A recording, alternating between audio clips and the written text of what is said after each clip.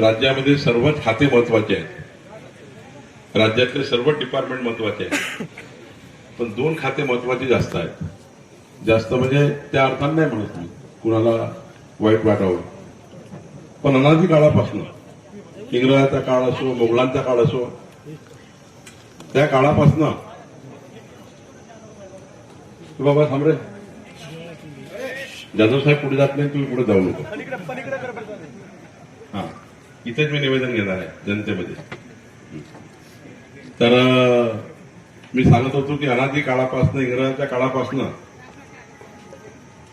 जे नियम कायदे आहेत, एकतर जे गृह खातं आहे पोलिसांचं, झोपून उठल्यापासून झोपतपर्यंत जनतेच्या जीवाचे रक्षण करणे पोलिसांची जबाबदारी. त्यामुळे गृह खातं हे जनतेच्या जीवाचं रक्षण करतं आणि महसूल खातं हे जनतेच्या मालमत्तेचं रक्षण करतं. मालमत्ता ही महसूल खात्याची, तुमच्या घराची मालमत्ता, तुमची शेतीची मालमत्ता सर्व महसूल खातं बघतं. आणि म्हणून जिल्हाधिकारी या पदाला आणणं साधारण महत्व आहे.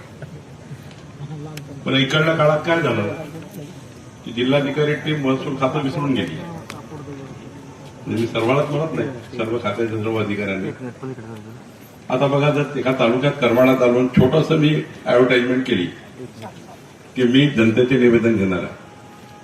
मला जवळपास मगाशी बाबुलताईच्या घरी एक 45 निवेदन आले आणि अत्यंत छोटे छोटे निवेदन. महसूल मंत्र्याकडे याची गरज नाही. जे प्रांत करू शकतात, जे तहसीलदार करू शकतात, जे तलाठी करू शकतात, जे भूमी अभिलेख करू शकतात, डेप्युटी तहसीलदार करू शकतात, मुद्रांक अधिकारी करू शकतात, त्या छोट्या कामाला महसूल मंत्र्यांना भेटावं लागतं. हे दुर्दैव आहे. आता इथे जवळपास 60-65 निवेदन आहे. आता हे निवेदन कशामुळे आलं? जिल्हाधिकाऱ्यांना माझी विनंती आहे, जसं नाशिक कलेक्टरने एक चांगला उपक्रम केला की जिल्हाधिकाऱ्यांनी आपापल्या प्रांत तहसीलदारला प्रत्येक गावात पाठवण्याची